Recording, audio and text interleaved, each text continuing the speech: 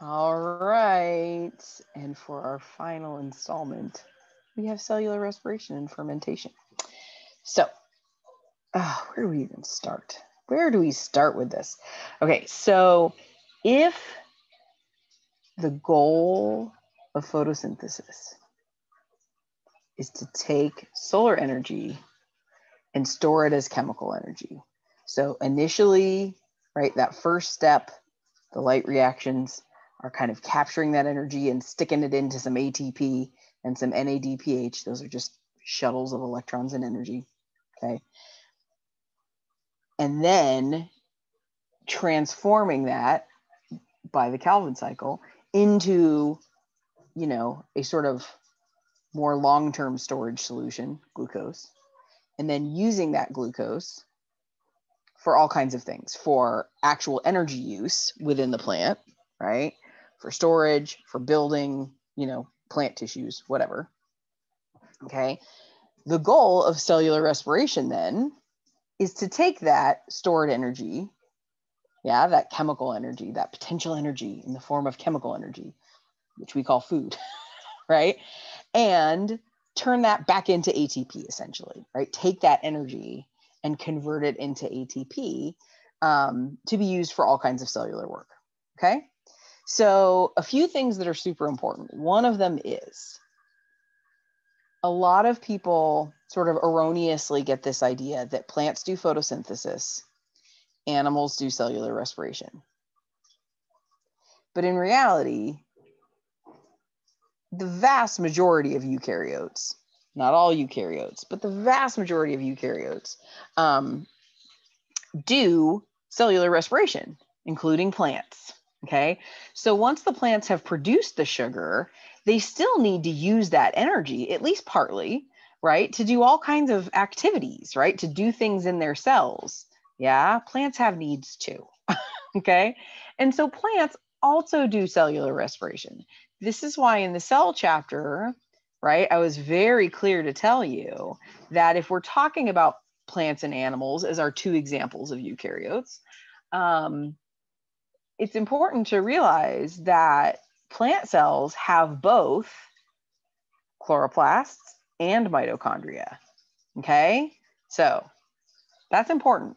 Okay, they do cellular respiration too. All right, so cellular respiration, what is it? Where does it happen? What's the deal with cellular respiration? In a lot of ways, the overall equation, I'm going to bounce around a little bit. The overall equation of cellular respiration, in a lot of ways, looks kind of similar to photosynthesis, just like flip-flopped. Okay, so in cellular respiration, the reactants, the things you're starting with, are glucose, our sugar, right? Oxygen, right? Oxygen gas from the air. And a series of chemical reactions occur. And the products that you end up getting out of this are, oh, look, it's ATP and a starburst, because remember, high energy, right? And you end up with carbon dioxide is another waste product, right? And water. Hey, imagine that, okay? So that's the overall equation for cellular respiration, kind of simplified, but there it is, all right? So we're gonna talk about the details of this a little bit, okay? So first, let's, just kind of look at a cute picture and an overall, right? So here's our equation written again, it's just a little bit different, okay? Let's look at what's happening here with our buffalo friend, right? So, well, technically it's not a buffalo, technically it's a bison, but whatever. All right, so our bison friend here is going to be doing some cellular respiration, right? So that he can run and snort and, do his bison-y activities, okay? So if he's doing that, right, he needs a source of oxygen and he needs a source of sugar. Where is he getting the oxygen from? That's right, breathing, right? So from the air. Where is he getting the sugar from? Well, bison don't eat plain sugar. Most organisms don't eat just plain sugar, Okay. So actually our bison friend, they're herbivores, so they eat all different kinds of plant material. And so some of that, of course, ends up being glucose. But an important thing to remember is that when we're talking about cellular respiration, if we're talking about the actual like chemical reactions that are happening in cellular respiration, we talk about glucose because it's like the simplest unit that you can track through cellular respiration. But in reality, you get energy from all different kinds of macromolecules. So you burn those for energy as well. Okay, so cellular respiration doesn't only use glucose. That's just the example that we look at so that we can so that it's simple. Okay, we'll come back to this again later. All right, so the source of sugar in this case is, the grass that our bison friend there is eating. And we're breaking down high energy bonds in those food molecules to release some energy. Boom, that's our ATP, okay, which the bison can then use for all of his activities. And the waste product that you end up with is carbon dioxide and water. Okay, cool, right? So that's kind of the overall. So what does that look like for us? So we don't spend a lot of time talking about human anatomy and physiology just because I choose not to. And if you're really interested in this, we have great classes where you can learn a lot about human anatomy and physiology, right? Check some of those out maybe. Okay. So in a human, right, this is showing you where these things come from, right? So food is our, glucose, right? We eat that. Yeah. We get oxygen in the air that we breathe, right? We exhale carbon dioxide, okay, through our lungs. Our lungs are connected to our circulatory system, and our circulatory system, right, our blood vessels that carry blood are responsible for carrying oxygen to your cells because cellular respiration happens in your cells, right? And then picking up the waste products as well. That's what your blood does, okay? How does the food get to your cells? Well, food goes to your digestive system. It's broken down into smaller components. Those smaller components enter your blood. Your blood carries that to your cells, okay? So you have a series of body systems in place whose sole job basically is just to bring stuff back and forth to your cells, okay? Bring your cells what they need in order to do their thing, okay? All right, so cellular respiration, whoa, okay. Things got moved. I don't know what happened. I know what happened. I forgot that I put a little delay in there, and so I wrote stuff when I didn't need to because it's already written there. Whatever. Anyway, cellular respiration, it turns out, is a 3-step process. And I think I'm being yelled at, so let me just pause. All right, so where were we? Cellular respiration occurs in 3 steps. So photosynthesis was 2. Do we recall what those were called? First step was the light reactions. Second step was the Calvin cycle, right? Which ones happen where? So light reactions happen on the thylakoids, which are the membranes within the chloroplast. And then the Calvin cycle happens in the goo, which is called the stroma, inside of the chloroplast. So it's fully contained within chloroplasts. Photosynthesis is, okay? All right, so, all right. Now let's transition to cellular respiration. So now it's 3 steps instead of 2. The first one is called glycolysis. The second one is called the citric acid cycle. The third one is called the electron transport chain. Okay. Now, this diagram is a little bit complicated, but it's much less complicated than it could be. Okay. So I'm going to kind of walk you through this one step at a time. And we're going to talk about like, what are the functions, right? What are the things that are happening, right, in each of these steps, okay?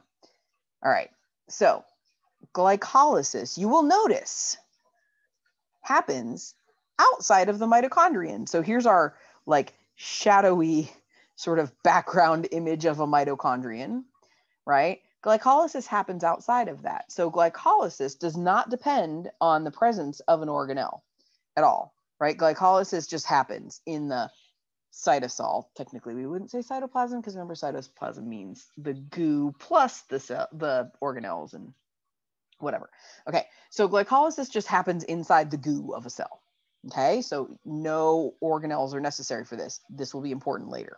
Okay, essentially what glycolysis does, like in a nutshell, what glycolysis does is it takes your glucose, your sugar, right, and it breaks it in half. Okay, so glycolysis breaks glucose in half. All right. Now, one of the things that you'll notice, and I did talk about it a little bit when I was talking about photosynthesis, but you'll notice it even more here with cellular respiration, is we're very concerned with carbon, right? Because remember that going back to our macromolecule chapter, carbon essentially is like the skeleton or like the building blocks of macromolecules, right? They're all carbon-based chains, essentially. They're all hydrocarbons, right? And so whenever we're talking about breaking things down or building things or whatever, essentially what we're talking about is chains of carbon, really. Okay. And so remember that the result of photosynthesis was building sugar. So going from carbon dioxide molecules, which have one carbon in them, right, to build a six carbon sugar, right? Cellular respiration is going in the opposite direction. It's taking a 6 carbon molecule, your glucose, right, your sugar, and breaking it down eventually into carbon dioxide again. Okay, because this is that cycling nature. Yeah. Okay, so glycolysis is the first step, and it essentially, if you remember nothing else, all I want you to know about glycolysis is that it breaks apart glucose, and actually that's in the name. Right? So glyco, you should be thinking glucose, glyco, okay? Lysis, we talked about lysis when we talked about lysosomes, right? So lys means to break. So literally, the word glycolysis means to break sugar, right? That's the literal translation, okay? So that is the main step, the main thing that happens in glycolysis. While that happens, though, we also produce a little bit of ATP. And I'm realizing now that I'm looking at this is kind of hard to see, right? Because it's super pale. I should change these, okay? Also, another thing that's also happening during glycolysis is it makes ATP, just a little bit, not a ton, and NADH. So you remember, hopefully from photosynthesis, we were talking about NADPH, and we were talking about it as we were talking about it as being an electron shuttle, right? So it carries electrons, and and I kind of said, think about carrying electrons as like a way of carrying energy. Okay, so in the process of breaking our sugar in half, some energy is being carried somewhere else, right? And the two things that are responsible for that carrying of energy somewhere else are ATP and NADH. It is a slightly different molecule than NADPH, but it has the same job, essentially. Okay, so a molecular biologist would be like, well, actually, a biochemist would be like, well, actually, Sarah, but I'm an ecologist, so for our purposes, it's the same. Okay, essentially, it does the same job. By the way, the only way that I remember which one is which is NADPH has a P in it for photosynthesis. Okay, and NADH does not have a P because it's used in cellular respiration, not photosynthesis. Okay, the second step, right? So we break our glucose in half. Those two halves, we call them pyruvic acid. Honestly, I don't care if you know that. I really don't. You can just be like, yeah, it breaks the glucose in half, turns it into two halves. That's fine. Okay, that enters step 2, which is called the citric acid cycle, right? So another cycle. Okay, and in this cycle, there are some other things that happen. Essentially, what happens in the citric acid cycle is now we break those pyruvic acids, those half of a glucose, we break them down all the way into carbon dioxide. Okay, so the glucose is broken down, halves are broken down all the way.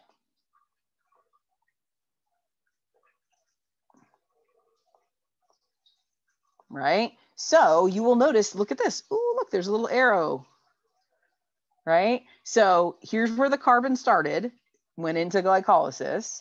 It got split in half. Then it goes through this cycle where it gets broken down into individual carbon dioxide molecules. Okay? So, yeah. So those 6 carbons over here, 6 carbons ultimately produce 6 carbon dioxide molecules. Okay, so we're following the carbons. We're not being super careful about all the oxygens and all that stuff, just because we're not that concerned. Okay, cool. So we finished the job of breaking the sugar apart. That's what happens in citric acid cycle. Okay, the other thing that happens in the citric acid cycle is we make more. So see how the purple line represents the NADH, the orange line represents the ATP. Okay, and so we makes even more of these, right? So see this orange line coming off, we make even more ATP. See this purple line coming off here, we make even more NADH, as well as something called FADH2. Once again, all you need to know about it is that it's an electron shuttle. It's an electron taxi, right? It carries electrons. So same kind of job, okay? Plus some FADH2. Sweet. Those are the first 2 steps, okay? All right, now, trying to kind of divide this so we can keep track of my chicken scratch. Okay, step 3. It's called the electron transport chain.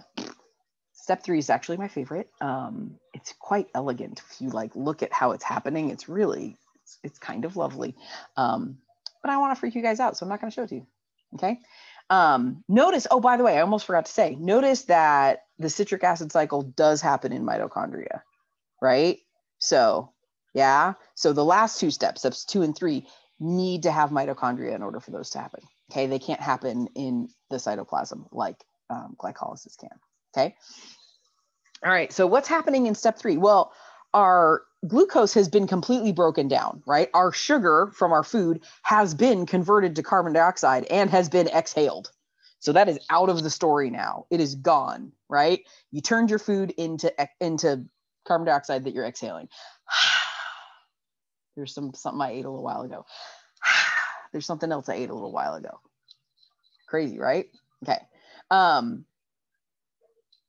So now what? Well, remember we had all those electron shuttles, right? So in this case, the ATP isn't used in the electron transport chain. See how it's going next to it, but not, it's not being used in there. But that purple line, right? All of those, the NADH and the FADH2, enter the electron transport chain. Okay. And you'll see there's another thing that enters the electron transport chain. What's the other thing that enters the electron transport chain? Aha, this is where oxygen comes into play.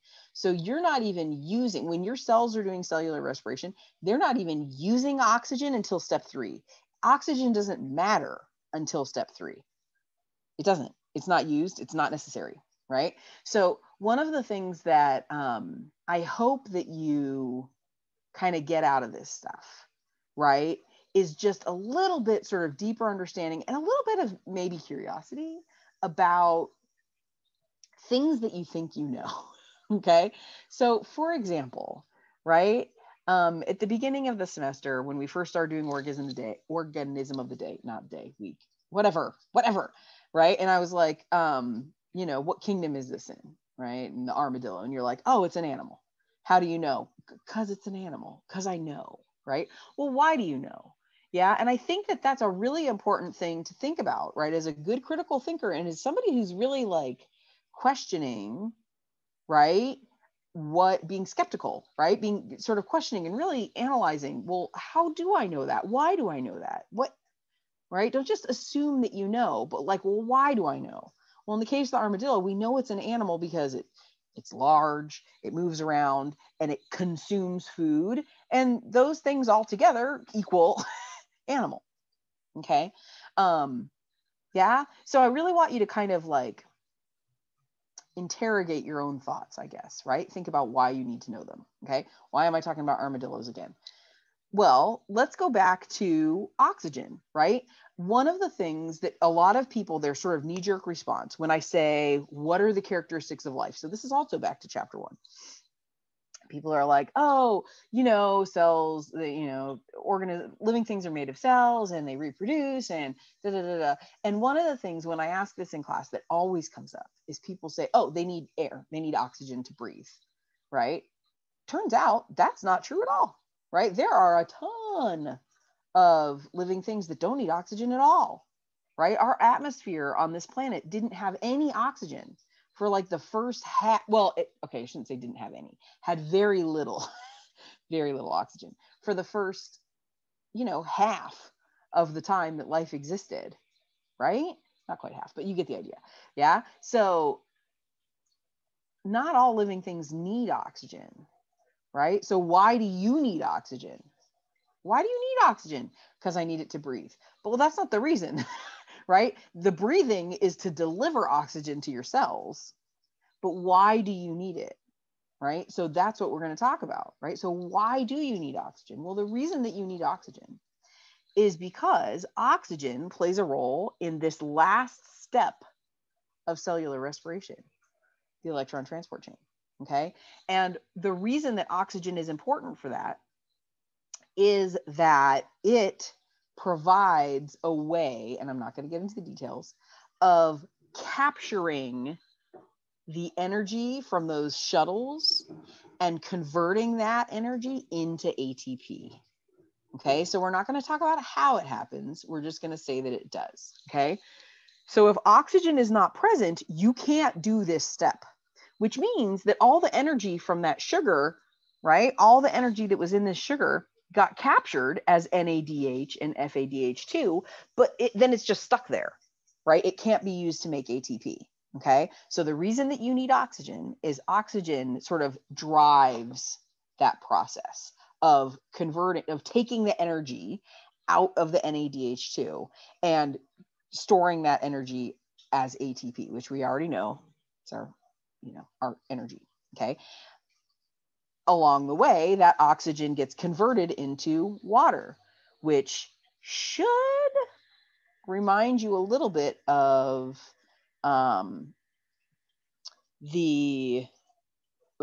photosynthesis, right? Remember when we were splitting water and it turned into oxygen?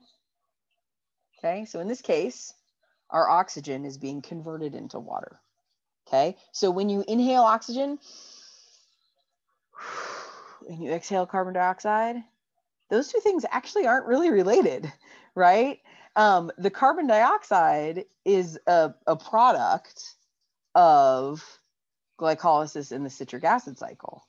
Yeah, that's what you're exhaling. But the reason that you're inhaling oxygen is in order to drive the electron transport chain, which takes the NADH and FADH and, kind of captures that energy and converts it into ATP. Fascinating. At least I think so. You guys are like, whatever, shut up, lady. I think it's kind of cool. Okay. So the reason you need to breathe. So the next time, right, you're thinking about, I can't breathe. Why is breathing so important? Well, breathing is important because without oxygen, you cannot do the electron transport chain, which means you can't make ATP. That's kind of a lie. We'll talk about why that's a lie in a couple minutes. Okay. You can't make enough ATP is the real answer. Okay. So if cellular respiration is chugging along nicely, doing what it needs to do, right, then, right, your sugar is going into glycolysis, broken in half, further broken down in the citric acid cycle. Along the way, some of the energy is being captured in the form of a small amount of ATP, not very much, as well as NADH and FADH2, okay? The NADH and FADH2 go into the electron transport chain.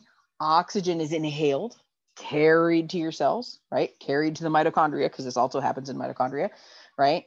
And then it is further then the energy is, extracted from the NADH and FADH2 to make ATP. And you end up, the oxygen gets converted into water. Boom. Okay. All right. That's cellular respiration. Okay. So 3 steps. I should probably write what I just said. So electron transport chain captures energy from NADH and FADH2, right? Turns it into ATP, right? But that process is driven by oxygen, which then converts into water. Okay, and that's where you make all your ATP, majority of your ATP. Okay, so actual numbers, you totally don't need to memorize this. Okay, but actual numbers are something like this. When cellular respiration is humming, right, is at its most efficient, you get 2 molecules of ATP from glycolysis. You get another, I want to say 4 from the citric acid cycle, and then you get like 32 from the electron transport chain. So by far, the electron transport chain contributes the most ATP to this whole process. Okay. All right. So that's cellular respiration. All right. So now we're going to talk about some things that are kind of related, but kind of different. Okay. So this is just a reminder. This is something I already said a second ago. All organisms extract energy through glycolysis, right? Everybody that's alive. So bacteria, archaea, whatever, right? Glycolysis is where it's at. The only ones that are able to do the rest of cellular respiration are organisms that have mitochondria, which is the majority of eukaryotes, all eukaryotes. Okay? All right. So there's a picture of a plant and a funny lemur. Isn't he cute? He's a funny little dude. And then a bacterium, right? Because even though bacteria don't have mitochondria, because they don't have organelles, they still do glycolysis. Okay? All right. And then here's a little, so that business about how I was talking about how we always use glucose as like our example of, how energy kind of moves through this process. In reality, actually all of the different foods that you eat enter cellular respiration at some point or another. Okay. So the way you're supposed to like read this diagram is food. Okay. You have a meal. Excellent. So that includes some polysaccharides, some fats, some proteins probably, right? And those polysaccharides get broken down into monosaccharides or sugars, which enter glycolysis. The fats, the triglycerides, get broken down into glycerol. That's the one portion, and then there's the tails, right? And those are the fatty acids. So the triglycerides get broken down into a glycerol and fatty acids. The glycerol also enters glycolysis. Whereas the fatty acids are kind of different, and they enter, we're not considering this a separate step. We're just kind of ignoring that step. This is from a different book. Okay. Those kind of go in right before the citric acid cycle. And then proteins get broken down into their individual monomers, which are called amino acids. And depending on the amino acid, it gets broken down further into different parts that enter, cellular respiration in different places. Okay. So that's what this is about. And then this is the way that your textbook represents it, right? So it's kind of saying, all right, if you're eating a carbohydrate, it eventually gets broken down into monosaccharides. Those enter glycolysis.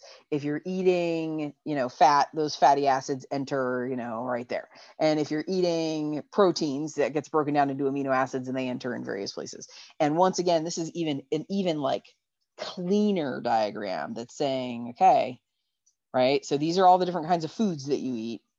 This is where they enter the system. Yeah. And then this is where you get your NADH. This is where you get ATP. This is where you get NADH and FADH2. Electron transport chain takes the energy from these guys, boom, makes more ATP. And there you go. There it is. All right. Okay. So you get energy from all different kinds of food, not just sugars. but typically, especially when people go through the nitty gritty, right? They're talking about glucose usually as like a model. Okay. All right. So there are times when cellular respiration does not happen. Okay. So I already said that cellular respiration requires mitochondria because the citric acid cycle and the electron transport chain have to happen in mitochondria. That's not negotiable. Okay. So if that's true, then guess what? Bacteria, archaea, right? They can't do cellular respiration at all. So how do they get energy if they can't? How do they make ATP if they can't do cellular respiration, right? Well, there is a way of making ATP without cellular respiration, okay? So let's define the words aerobic and anaerobic. You've heard the term aerobic before, I'm sure.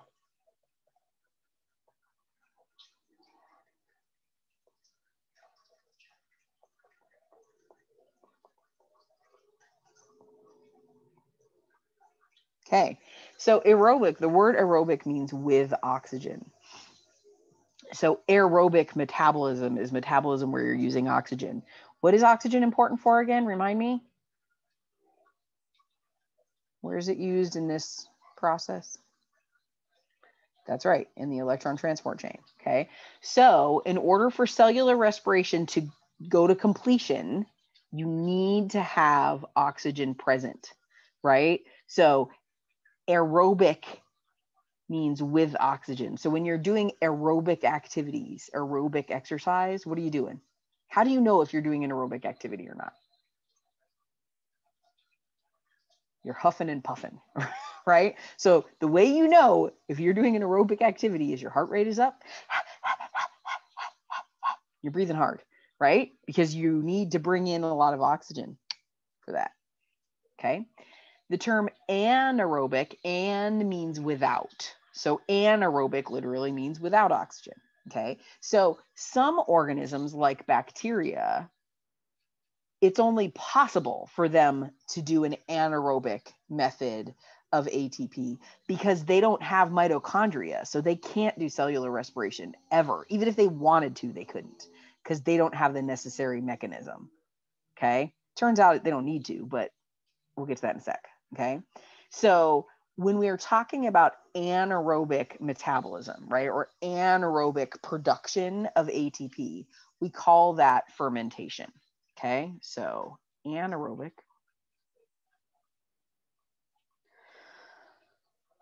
Be nice if I could spell. Anaerobic production of ATP. Okay. So making ATP without having any oxygen, okay? Or mitochondria, if you're, or if you don't have mitochondria at all, okay? So anaerobic production of ATP, essentially what it is, basically, is glycolysis, right? So remember that first step? Glycolysis, right? So that first step of cellular respiration, glycolysis, is what fermentation is, basically, okay? So let's talk about fermentation, an anaerobic process for making ATP. There are two different main ways that fermentation occurs. One of them is called lactic acid fermentation. That's what we're going to talk about first. Another one is called alcoholic fermentation. We're going to talk about that one next. Okay. So lactic acid fermentation, right? There's a picture in your book of a dude running, and he's all stumbly there at the end. Okay. So you can actually, your cells are capable of being without oxygen and still making ATP for very short periods of time. Okay. So when we're talking about those of you that have a background in like track and field, okay. So when we're talking about sprinting, right? How long is a sprint, right? Well, usually less than a minute. Depends on the distance, right? But usually less than a minute. Definitely less than 2, right? Because sprinting is a physical activity where you're not even necessarily really trying to bring enough oxygen to your cells. You're just trying to use your muscle cells as fast as you can for that super short period of time. So it doesn't really matter if you're bringing oxygen to them or not, because that's not the goal. Okay. Compare that to long distance running, right? Long distance running, you can't go as fast, right? You cannot run a mile or a marathon, right, as fast as somebody can run a 100-meter sprint, right? You can't do it. And the reason that you can't do it is because you have to give your cardiovascular system enough time, right, to bring oxygen to your cells to do cellular respiration. So why is that different? If you can make ATP without oxygen, why don't we just do that all the time? That seems way more convenient, right? And the reason is efficiency. Okay. So all types of fermentation produce way less ATP than cellular respiration does. Okay.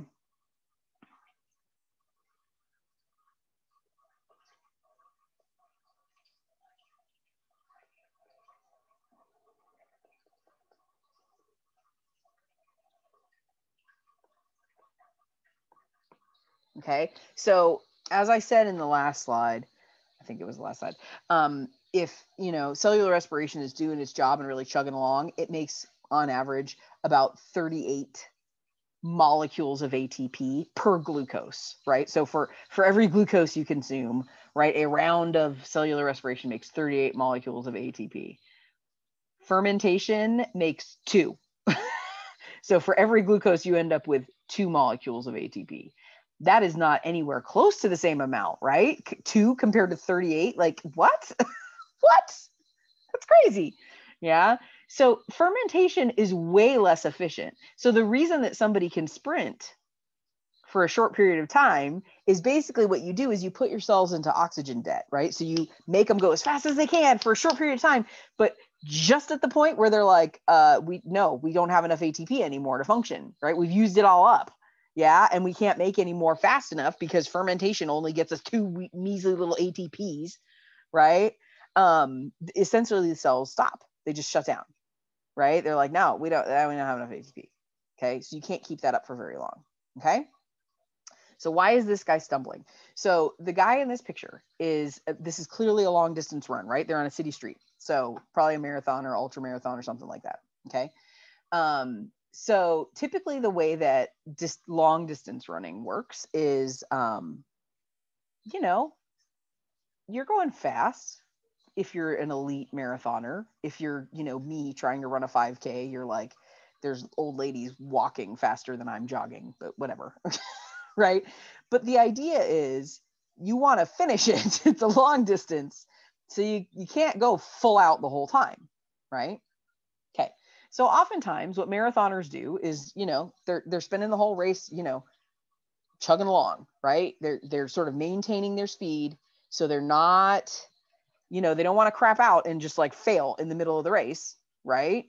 But they don't want, their competitors to catch up to them either. So they're going, kind of right on that edge of how quickly can I run and yet continue to do cellular respiration and not start doing fermentation, right? I can only run as fast as I can bring oxygen to my cells, right?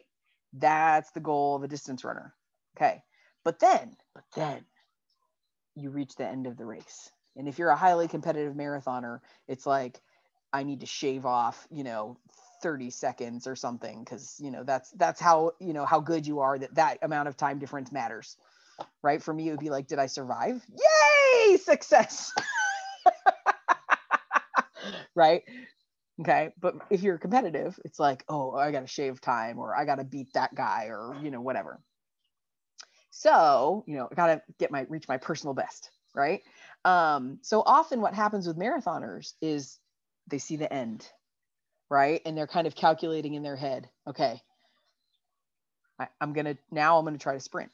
Now I'm going to switch. Instead of doing cellular respiration, I'm going to switch into a sprint at the end, right? I'm going to go full out as fast as I can to try to save that, shave an extra 30 seconds off, right? And so often in elite marathons, you see them essentially sprint at the end. And the saddest thing I've ever seen, I was watching the Olympics. This was several years ago now, long time ago. And it was it was like elite Olympics, right? Elite athletes that were running the marathon. And this woman, was desperately trying to beat this other woman, right? And she misjudged.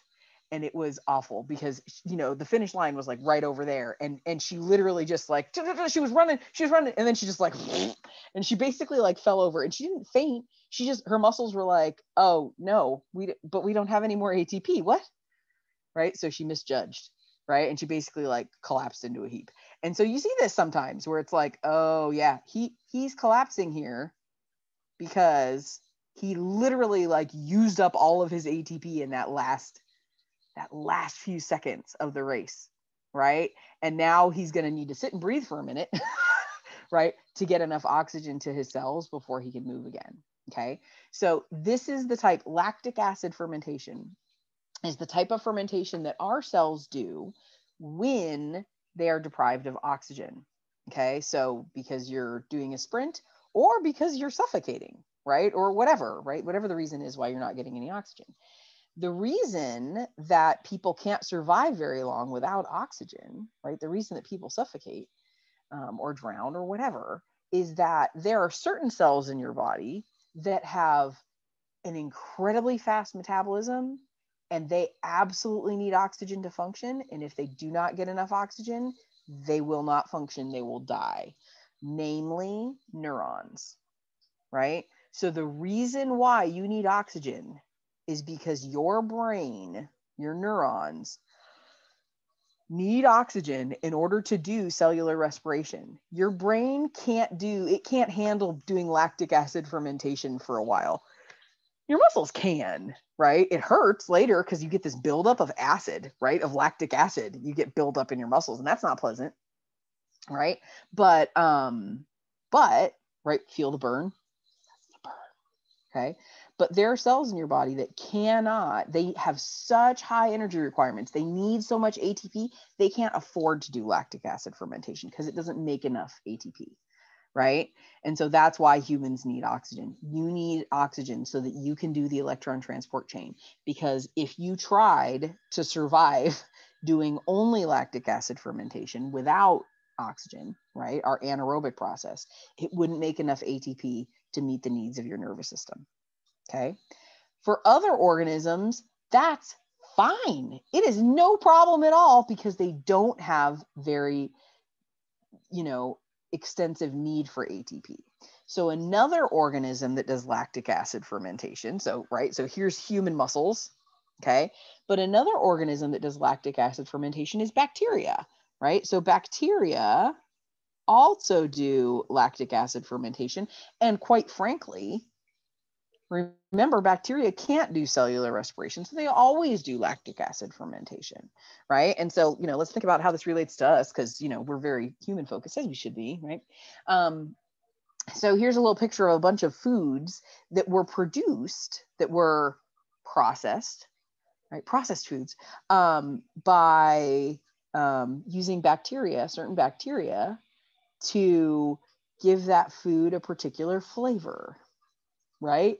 So how are pickles made? Well, pickles essentially are cucumbers that you put in a solution that either has active bacteria in it or has the acid that is produced by bacteria, right? To kind of soften the cucumbers and give them a little bit of a tang, right? There's also a lot of salt in there too, okay?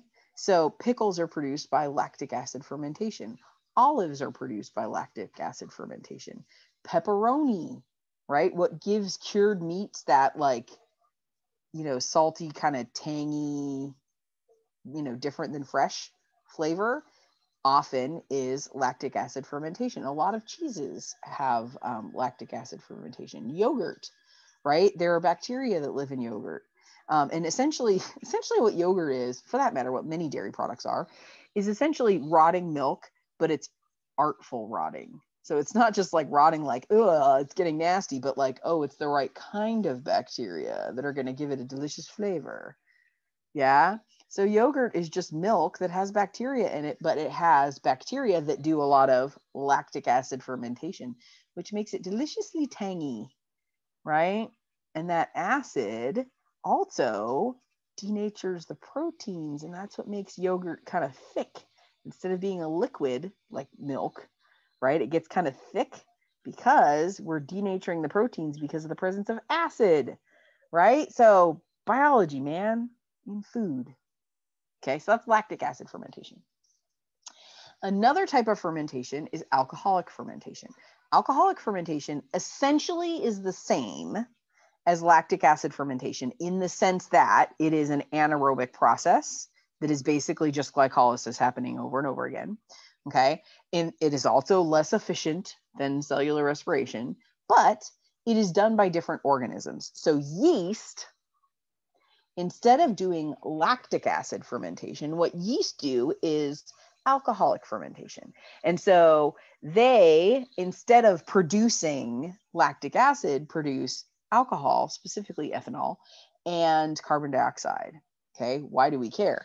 Um, Human societies are fundamentally based on utilizing, harnessing the power of yeast for our food supply. Okay, so any area of the world, any culture, right, that heavily utilizes leavened bread, yeah, that's yeast, right? So yeast is a fungus, right? Yeast is a fungus that is unicellular. It's a eukaryote, right? Because fungi are eukaryotes. So it is a eukaryote, but it's a unicellular fungus. And yeast can actually do anaerobic respiration or aerobic respiration. But when we are using it to make food, we are encouraging them to be in an alcohol reduced environment, oxygen reduced environment, so that they will do alcoholic fermentation. Okay. And so what do we use yeast for? Well, one thing we use it for is to bake bread. So in the case of baking, which is what y'all are going to be playing with soon, I think the lab is next week. Anyway, in that case, right, the yeast are actively, when you make bread, right, you make this dough, okay, and it has lots of carbohydrates in it. Yeah, lots of starch. Okay, so you make this dough, and the dough is real like stretchy, and it captures the yeast. So really quickly, they have no oxygen because they're trapped in these little, like, they're trapped in dough, right? So they can't do cellular respiration because they have no air, they have no oxygen. So what they start doing is they start doing alcoholic fermentation, which produces carbon dioxide and alcohol. Okay, and your bread starts to rise. Why does it rise? Why does bread have holes in it? What's happening there?